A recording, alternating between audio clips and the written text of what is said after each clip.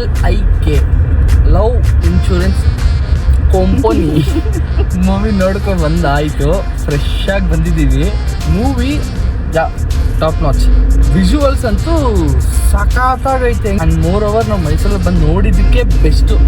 ನಾನು ಅಂದ್ಕೊಂಡಿರಲಿಲ್ಲ, ಯಾಕಂದರೆ VFX ಎಲ್ಲ ತುಂಬ ಪ್ರಾಬ್ಲಮ್ ಮಾಡ್ಕೊಂಡು ತಗೊಂಡ್ರಲ್ವಾ. VFX ಅಲ್ಲಿ ಏನಾದರೂ ಏಟ್ ಆಗಿರುತ್ತೆ ಅಂದ್ಕೊಂಡೆ.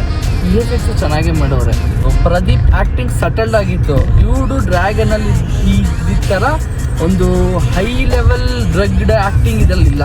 ಸೊ ಸಟಲ್ಡ್ ಆಗೈತೆ. ಸಾಂಗ್ಸ್ ತುಂಬ ಇದೆ ಆ್ಯಕ್ಚುಲಿ. ಅದರಲ್ಲೂ ಮೇಯ್ನಾಗಿ ಏನಕ್ಕೆನ ಯಾರು ಮಿಲ್ಲೆ ಸಾಂಗ್ ಟಾಪ್ ನಾಚ್.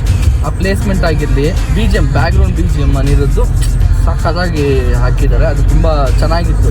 ಎಂಜಾಯ್ ಮಾಡ್ತೀವಿ. ಕಾಮಿಡಿ ಕಷ್ಟಪಟ್ಕೊಂಡು ನಗದ ಥರ ಇಲ್ಲದೆ, ಲೈಕ್ ನಿನಗೆ ತಮಿಳ್ ಬರಲ್ಲ ಆದರೂ ಕೂಡ ನಿನಗೆ ಕಾಮಿಡಿ ವರ್ಕ್ ಆಯಿತು. ಅದರಲ್ಲಿ ಇದ್ದಿದ್ದು ಕಾಮಿಡೀಸ್ ಎಲ್ಲ ನೀನು ಹೇಳಿದಾಗ ನನಗೆ ಅದು ಖುಷಿ ಆಯಿತು.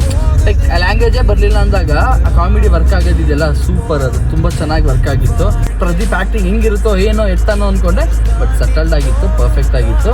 ಲವ್ ಪರ್ಫೆಕ್ಟಾಗಿ ಮಾಡಿದ್ರೆ ಮಾಡ್ತೀರಾ ಇಲ್ವಾ ಅನ್ನೋದೇ ಮೇನ್ ಕೋರ್ ಆಗಿದೆ. ಆ್ಯಂಡ್ ಆ ಲವ್ನ ಹೇಗೆ ಒಂದು ಡಿಜಿಟಲಿ ಆ ಲವ್ನ ಹೇಗೆ ನಾವು ಇದು ಮಾಡೋಕ್ಕಾಗಲ್ಲ, ಸಾಧ್ಯ ಇಲ್ಲ ಅನ್ನೋದನ್ನ ಈ ಮೂವಿಲಿ ಪ್ರೂವ್ ಮಾಡಿದ್ದಾರೆ. ಲೈಕ್ ಲವ್ ಅನ್ನೋದು ಅದು ಎಮೋಷ್ನಲಿ ಕನೆಕ್ಟ್ ಆಗಿರೋ ಒಂದು ವಿಷಯ.